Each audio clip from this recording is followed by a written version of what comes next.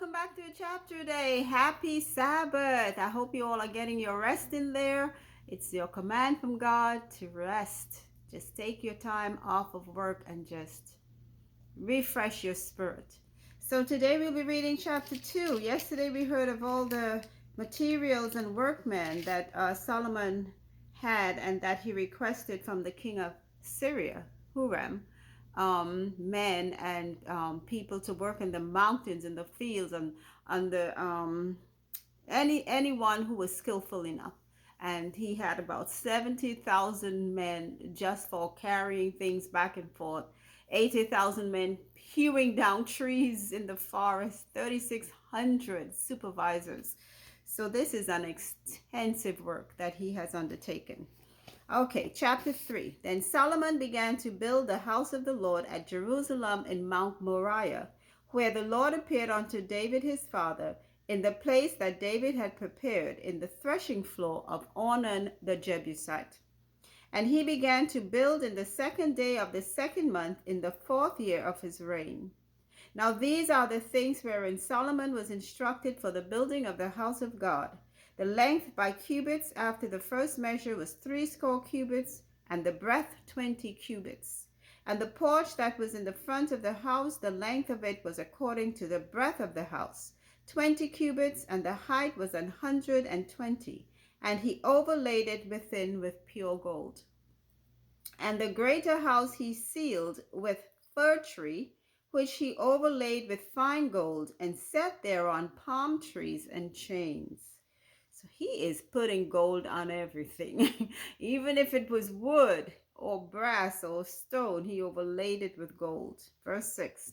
And he garnished the house with precious stones for beauty. And the gold was gold of Parvaim. I guess that was real serious gold back then. Verse 7. He overlaid also the house, the beams, the posts, and the walls thereof, and the doors thereof with gold, and graved cherubims on the walls. And he made the most holy house, the length whereof was according to the breadth of the house, 20 cubits, and the breadth thereof 20 cubits, and he overlaid it with fine gold, amounting to 600 talents. And the weight of the nails was 50 shekels of gold. And he overlaid the upper chambers with gold. And in the most holy house he made 2 cherubims of image work and overlaid them with gold. My goodness. Could you imagine what that place looked like when it was finished? Gold everywhere. I don't think I've ever been into a building anywhere that I have seen so much gold. And I have seen some precious jewels in some places that I've visited, but not that much gold. Verse 11. And the wings of the cherubims were 20 cubits long. One wing of the one cherub was 5 cubits, reaching to the wall of the house. And the other wing was likewise 5 cubits, reaching to the wing of the other cherub. Now, I am not quite sure how they measured a cubit.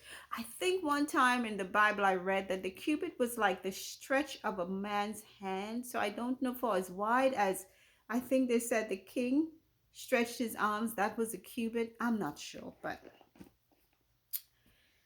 I'm sure it's written somewhere. But I'm not sure what we would compare it with, what measurement we would compare it with today. Okay, verse 13. The wings of these cherubim spread themselves forth 20 cubits, and they stood on their feet, and their faces were forward. So the cherubims faced each other, and their wings kind of covered each other. If you've ever seen a depiction of the ark, yeah, you would see how it's built. The cherubs really face each other like that. But this is not the ark. This is just in the temple itself.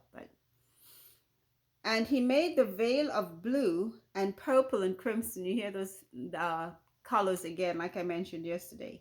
And fine linen. And I think linen was the most popular material used then. You don't hear them saying anything about cotton. It's all linen. Much fine. I love linen. Fine, light material. Also he made before the house 2 pillars of 30 and 5 cubits high. And the chapiter, I'm not sure what a chapiter is, that was on the top of each of them was 5 cubits. I don't know if a chapiter was a beam or something. Verse 16, and he made chains as in the oracle, and put them on the heads of the pillars, and made 100 pomegranates, and put them on the chains. And you know what pomegranates are, those round red fruits.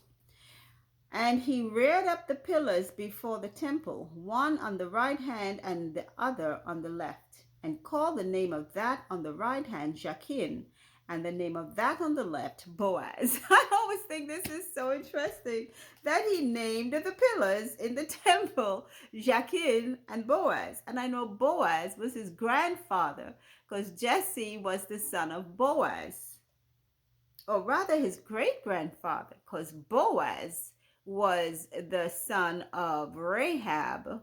And no. Boaz was the husband, yeah, of Rahab. So I think it was his great grandfather, because then he had Obed, and then Obed had Jesse. So Obed was the grandfather, and Boaz was the great grandfather. So for Solomon would have been his great great grandfather. Yeah, it was David's great grandfather, but for Solomon would have been his great great. Wow, so interesting. And that is it, the end of Second Chronicles chapter 3. More of the building of the temple, and we're going to be hearing a lot of that building of the temple throughout Second Chronicles, I believe, before we get into anything else, because that is what took up most of Solomon's reign. I think it took, was it 7 or 13 years, and he started building it in the 4th year of his reign. So I am not quite sure.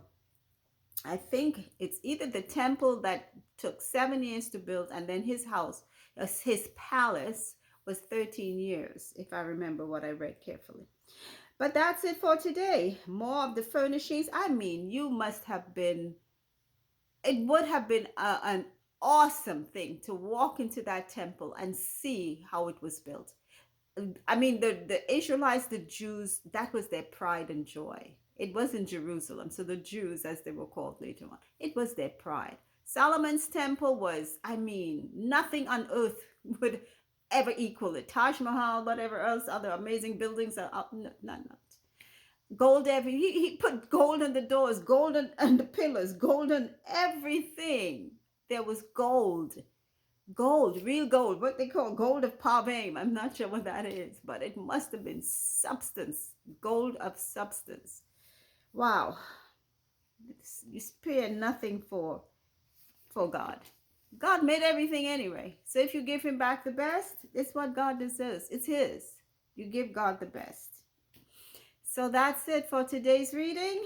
And again, thank you all for listening. And remember, faith comes when we hear God's word. So take care. Bye.